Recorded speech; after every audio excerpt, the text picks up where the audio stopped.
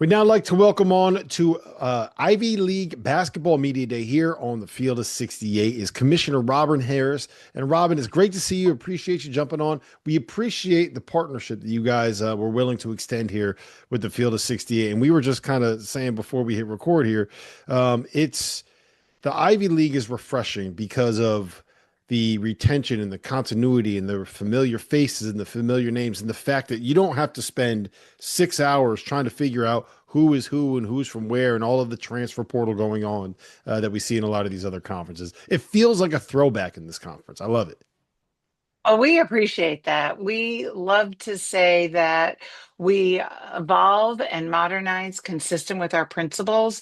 We care about our storied tradition, but we really appreciate our current level of success. We are the fifth best conference when you look across all sports. And I'm sure we'll get into it more, how much we value our approach and the experience we provide our student athletes.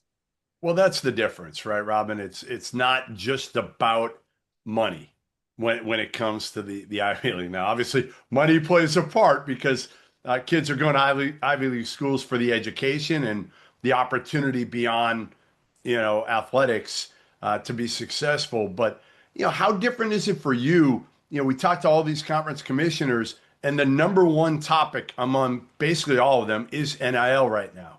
How different is it for you running the Ivy? Yeah, I mean, NIL is a really good example of where we have modernized. We absolutely support real, legitimate NIL opportunities for our student athletes. We believe we have student athletes that are incredibly well equipped if they want to be entrepreneurs or engage with brands to promote those brands, to engage in research projects and then promote themselves as an athlete inventing a product. We've had examples of that in the past where it was actually NCAA rules that prevented our athletes from taking advantage of their incredible skill sets. Now, with that, and we have many examples in today's climate of NIL where we have student athletes who are engaged in legitimate, real NIL activities that I think we all had in mind when the rule changed in 2021. With that said, we do not support pay for play. And that's been what so-called NIL has become in many examples. So it will be interesting to see what happens now that we have the finalize the House settlement with the CSC and the clearinghouse, and how do they manage the what I would call fake NIL? And I like that, does it Robin. really become Fake focused on NIL. Fake real NIL. NIL? It's Yes, true fake though. NIL. You're being honest here when so many other people are afraid to say what it's really evolved to. So I give you credit for that. And again, we love, like Rob said, it is a throwback league because retention is paramount in this league. And I think most players realize that, like, you're not transferring. There are a few that have transferred out of the Ivy and gone to places that maybe they think will give them opportunities to be a professional. But so many of them understand, like, hey, the degree is worth more than anything else I'm going to get.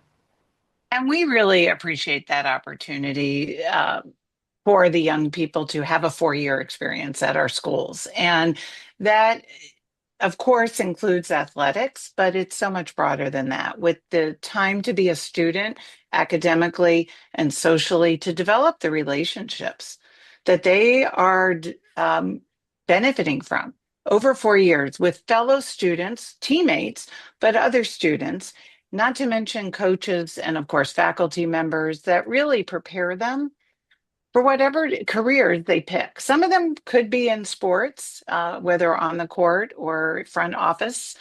Others are going to choose other careers. And I know our coaches have really a hard task in today's climate right now with the fake NIL in particular out there in recruiting the talented young people to our campuses. But we have seen that once those families choose the Ivy League experience, by and large, they are staying because they value the experience that they are receiving on and off the court. And Yeah. we are tops. We did see a graphic. You probably have seen it where at least the men's side, they produce the stats where we have the highest retention rate across the board. And, that even includes we have graduate students who are playing elsewhere. And I'm sure that stat would be the same on the women's side as well. I think what happens in this conference specifically is that if you are one of the people that is going to be considering going to an Ivy League school, then you are going there because of more than just the athletic component of it. And I think that a lot of the players that I remember talking with an Ivy League assistant once, and he was saying basically like it's easier for us to recruit because you're not able to have like the shotgun blast theory, right? You got to be able to specifically pick out the certain kids that are going to be able to get into these programs, and if you can target those guys and those girls, those are going to be the people that are understanding the value of what that education provides you, not just for 4 years, but for 40 years. That's exactly right. And our coaches, um, like I said, it's challenging in the beginning, but they are successful with families who value the overall experience, the fact that they are going to have the relationships, the education, the time to be a student. We surveyed at one point student athletes, and more than 66% were participating in another activity in addition to their sport Pretty cool. Mhm. That's pretty across cool the to league. be able to It's do. very cool. Yeah, yeah, it is. All right, the Ivy League tournament. You implemented a couple years ago, 4 teams. You were the last to go that route of the conference tournament. How's it worked out, and do you see sticking with this long term? It's been fabulous. And can you believe we actually implemented it in 2017? It feels like a couple, I know that's recent because we were the Yes. last one in, Yeah. but it's now been almost a decade, which is unbelievable. It's been so successful.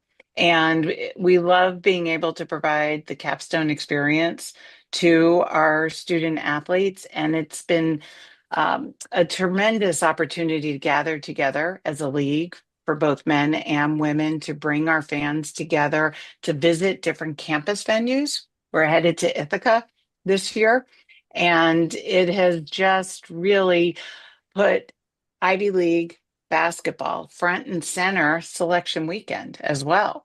And the number of texts I receive as our teams are battling for that, often the last AQ or one of the last AQs into the tournament on the women's side at large representation the past couple of years. It really has been incredible. And I would like to note for the women, the tournament last year provided our teams an extra quality win opportunity, which helped with the at large selections as well.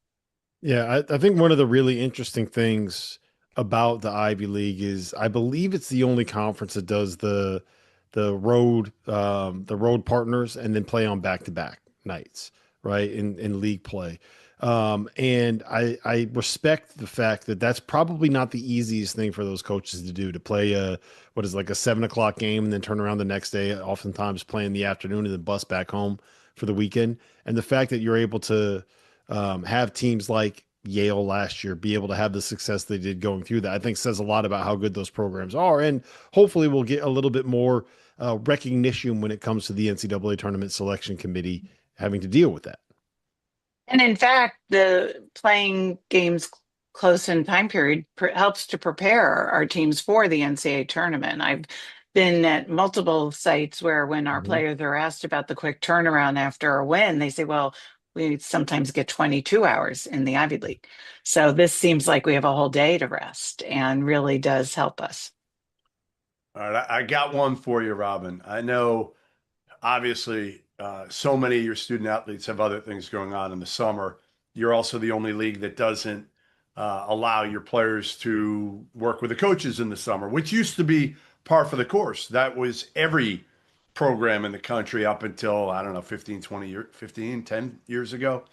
Um, has that been a topic that you guys have talked about? I assume some of the coaches might want that, or maybe they don't. Maybe they like having their summers off and they can go on vacation a little bit and enjoy. Because I do like it on one hand, but I wonder if there's been any pushback from any coaches.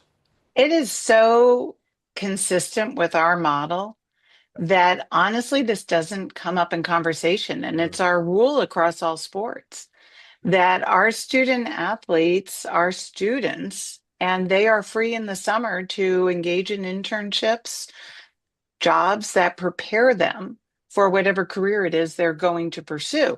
Now, they're working out in the summer. I'm sure that they have plans and what they should be working on for when they come back to campus.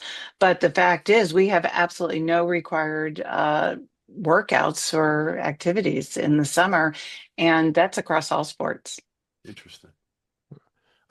Tournament expansion. That's been something that has been on the board, and a topic of conversation this off season. And I do feel like the Ivy is a place where it is significant because normally the best team in this conference is going to be somewhere near one of the best mid-major programs that we have in college basketball, right? Like most of the time they will be in that conversation for, well, if the Yale doesn't get an automatic bid here, well, they have an opportunity to get in that large, and it'll be close. Do you support it? And would that be something that the Ivy League can get behind? Yeah, that's a great question, and it's something I've thought a lot about. I think there is a certain magic to March Madness, and we should be very careful to not impact the secret sauce that really makes it the activity for 3 weeks that everyone is focused on. It becomes the event. With that said, with devils in the details, I am open to the idea of modest expansion. I have seen that work over my I've been in this for decades. I've seen the expansion, I've seen it be successful, and I think the Ivy League could benefit from the expansion. On the women's side, we've seen that happen with at-large bids the past couple of years, but in 2023, Columbia was, I think, the first team out. Had the tournament been expanded, then Columbia would have been in the tournament. And on the men's side, you're right. History has shown we've been close in some years. And I know I have colleagues that express concern about the opening round. History has shown us we don't expect that we would be in our AQ would be in the opening round very often, if at all. And so I am open to it as long as we protect the opportunity to have the, I hate to call them upsets because sometimes I don't feel like our wins have been upsets, but to have the upsets, the Cinderella stories. And we really want to protect what makes March Madness so special and not increase it where it goes on for too long, that people lose interest as well. Will I be able to invoice you for new mic flags and new merch if we go to 76? That's the only way I can support this. Well, I heard one of my colleagues say, we have conferences that haven't changed their Yes. numbers, so you I've don't been have to saying worry that. about that. Big Ten does not have 10 teams anymore, and it has not changed its name. I got one more for you, Robin. There's been a big hot button topic, and it's been tabled for the time being, but a lot of people think it's going to go into effect with everybody having 5 years of eligibility. 5 years. The Ivy's been different for years of you only have four. You only have four no matter what happens. Um, what's your take on that and how it could impact the Ivy if it ever goes into effect? And I want to say, first of all, I'm so frustrated by all the eligibility lawsuits. I think we haven't really talked about transfers, and we're not impacted much by Mhm. transfers, but I care about the national landscape. And so I think the NCAA, we finally, as a membership, hit upon a rule that made sense, where all sports student athletes were able to transfer one time, no, and you didn't have to sit out. And then these court cases have totally scuttled that. I think reasonable regulation. And now we're seeing that again, where there's some growing consensus that 5 years of eligibility might make some sense.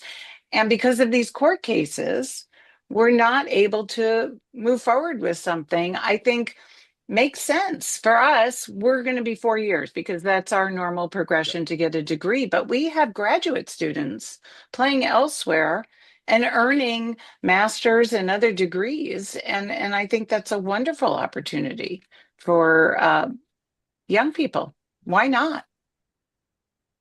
Would there ever be an avenue for, in that kind of a situation, for a player to be able to redshirt and then play a fifth year at the Ivy League if they want to pursue a graduate degree at the school that they had just attended? So our rules specifically state that athletic participation is for undergraduates. And so once an athlete graduates, they are no longer able to compete at our school. We actually do have fifth year players at times, but they are still undergraduates. Got it. Got it. Well, listen, Robin, it's great to hear from you. It was great to see you. I can speak for Jeff on this, really do appreciate what the Ivy League stands for. It does feel like a throwback, like I said. And it's fun to at least be able to sit here and look at having a couple of schools that still have a real student athlete experience going on. So we appreciate you being here. We appreciate you having us for Ivy League Media Day. Well, thank you. We appreciate the partnership with Field of 68 and both of you as well.